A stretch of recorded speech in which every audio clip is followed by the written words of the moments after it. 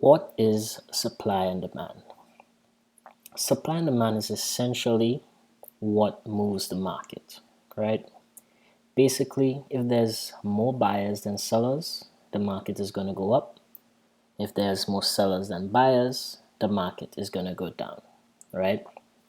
So, in reference to Forex, supply and demand is really going to be the core foundation of what we're going to build on for our strategy, right?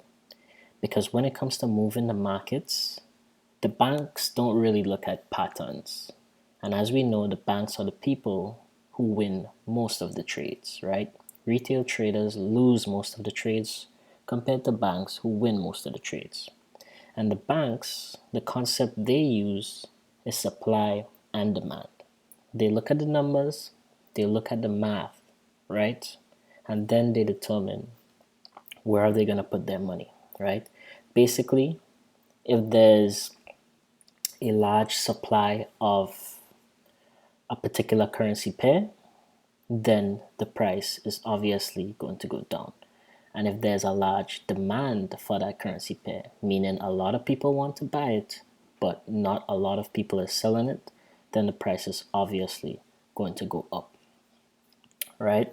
So we're going to have what we called a supply and demand range, just to make it very simple, right? Let me use this as an example. Essentially, the top of the range is going to be a supply zone, right? Where the banks and everyone is looking to sell supply. And the bottom of the range is going to be demand, right? Where the banks and everybody is looking to buy, right? The space in the middle is simply where the retail traders gets eaten up, okay? Now, to put into simple terms, you would hear traders saying buy low, sell high. Essentially, supply and demand, right? Now, the reason why we focus on supply and demand is because these are the levels where the banks are going to be buying and selling.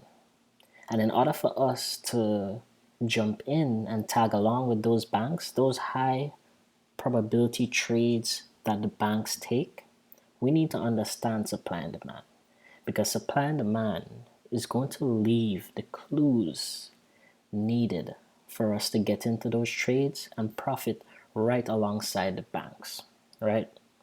So stay tuned for the future lessons that's going to explain exactly how to identify supply and demand and how to take advantage of it.